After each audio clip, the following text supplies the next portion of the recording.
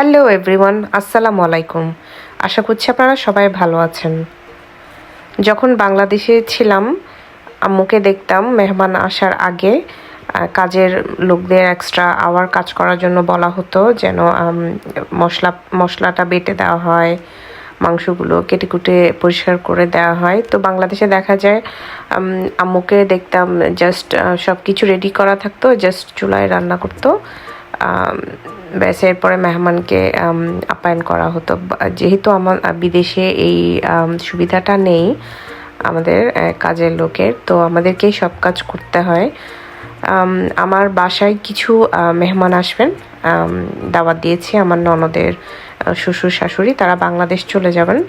তো ওনাদেরকে আমার বাসায় দাওয়াত করেছি খাওয়ার জন্য ডিনারে।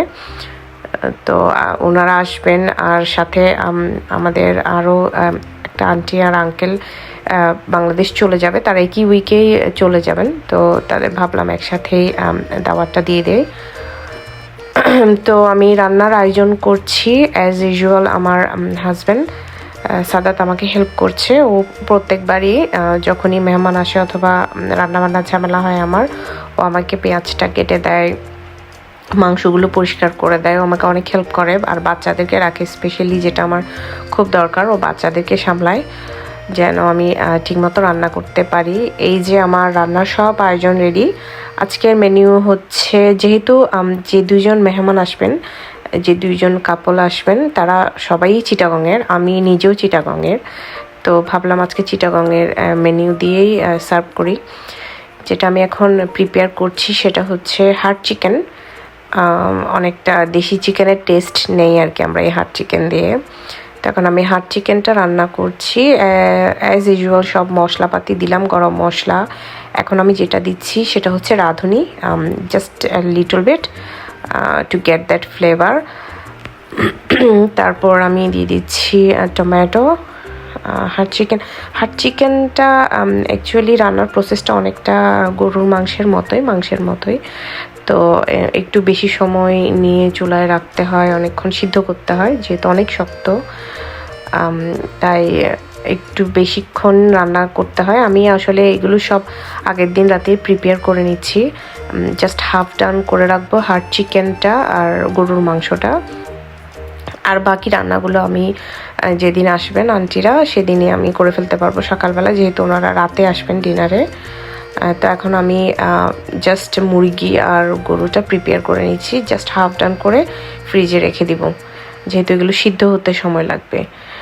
তো আজকের মেনুতে যেটা হচ্ছে, এখন আমি হার্ড চিকেনটা রান্না করছি, জাস্ট একটু পাতলা ঝোল করব, যেহেতু আন্টি যে দুজন আসবেন তারা দুজনেই চিটাগংয়ের, এবং আমার ননদের শাশুড়ি উনি একটু ঝোল ঝোল তরকারি খেতে পছন্দ করেন। তো ওনার পছন্দ মতোই আমি রান্না করছি।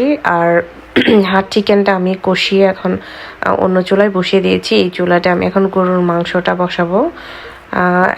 সব সব মশলাপাতি দিলাম, গরম মশলা, তেজপাতা, তারপরে এলাচি, দারচিনি, সব কিছু দিব পরিমাণ মতো।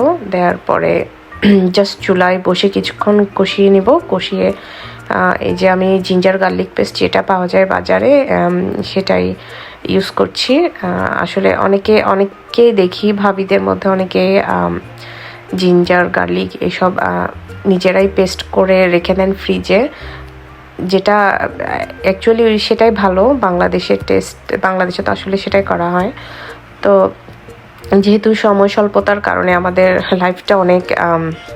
লাইফটা ইজি করার চেষ্টা করি আমরা, সেহেতু কেনা রেডিমেড এই জিঞ্জার গার্লিক পেস্ট দিয়ে কাজ চালিয়ে নিচ্ছি। আমি এটাই খেয়ে আসছি, আমি অস্ট্রেলিয়া আসার পর থেকে আমি এটাই খাই।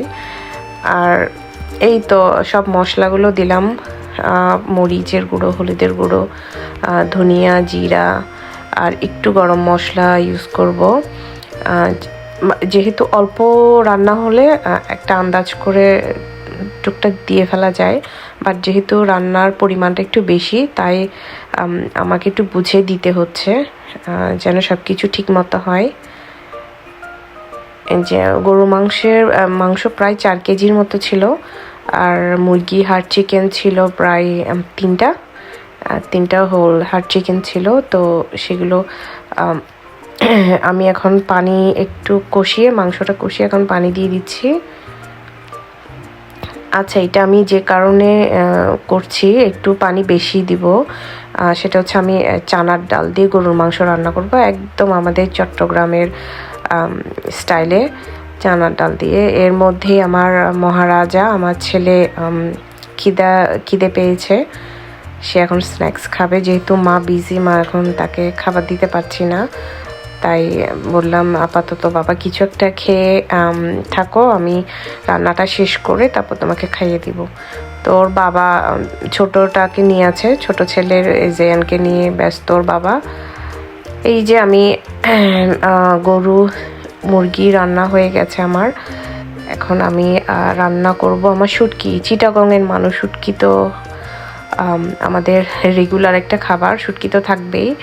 তো আমি যেটা করলাম, হলুদের গুঁড়ো আর মরিচের গুঁড়ো, অনেকগুলো পেঁয়াজ আর রসুন দিয়ে কষিয়ে ভালো মতো শুটকিটা দিয়ে দিয়েছি। এখানে আমি প্রায় 3-4 রকমের শুটকি ব্যবহার করেছি, রূপচাঁদার শুটকি, লইট্টা শুটকি, চিংড়ি শুটকি, আর একটা মনে হয় মলা মাছের শুটকি।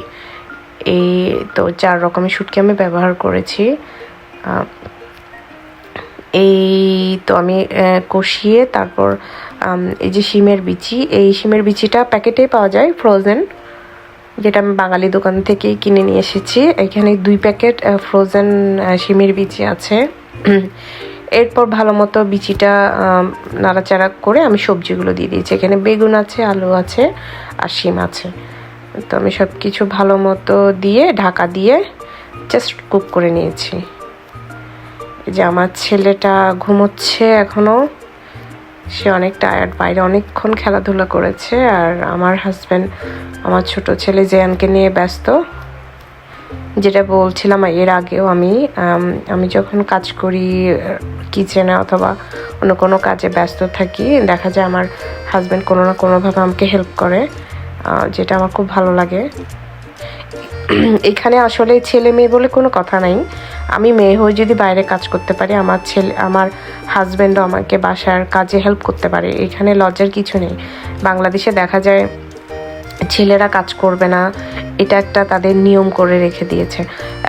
কেন বাবা, মেয়েরা যদি বাইরে কাজ করতে পারে, ছেলেরা কেন বাসায় টুকটাক কাজে ওদের হেল্প করতে পারবে না? তাতে ওদের তো সম্মানের কিছু হানি হয় না, কিছু আসে যায় না, বউয়ের একটু হেল্প হয়ে যায়। এখানে তো আমাদের আসলে হেল্প করার কেউ নেই। এই যে আমার সব রান্না বান্না রেডি, যেটা আমি গতকাল রাতে হাফ ডান করে রেখে দিয়েছিলাম। গরুর মাংস, এটা হচ্ছে চিকেনটা, হার্ড চিকেনটা, এগুলো আমি আবার ওরা আসার আগে আরেকবার চুলায় দিয়ে ভালো মতো গরম করে একটু উপরে বেরেস্তা ছিটিয়ে পরিবেশন করব। এই যে আমি আরেকবার দেখে নিচ্ছি মেহমান আসার আগে সব কিছু ঠিকঠাক আছে কিনা, যেগুলো আমি গুছিয়ে রেখে গিয়েছিলাম ঠিকঠাক আছে কিনা দেখে নিচ্ছি আরেকবার।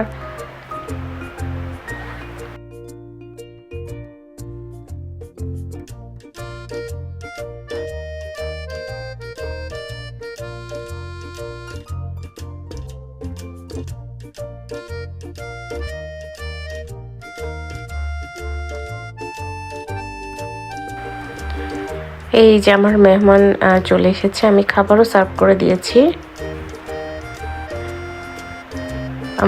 আমি আসলে অনেক ভালো কমপ্লিমেন্ট পেয়েছিলাম সেদিনে রান্নার জন্য, যেহেতু আন্টি আঙ্কেল ওরা সবাই চিটাগংয়ের, ওরা খুব পছন্দ করেছে আমার রান্নাগুলো।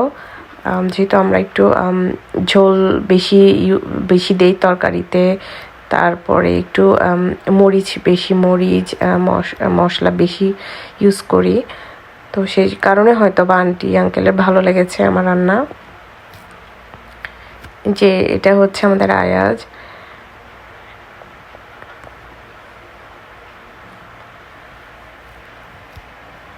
এই তো আন্টি আঙ্কেল চলে গেলেন। এরপরে আমার বাসা থেকে যাওয়ার মনে হয় 1 সপ্তাহ পরে ওনারা চলে গেছেন বাংলাদেশে। তো এই হচ্ছে আমার আজকের ব্লগ। আজকে আমি ব্লগটা এখানেই শেষ করছি। আপনারা সবাই ভালো থাকবেন, সুস্থ থাকবেন। আল্লাহ হাফেজ।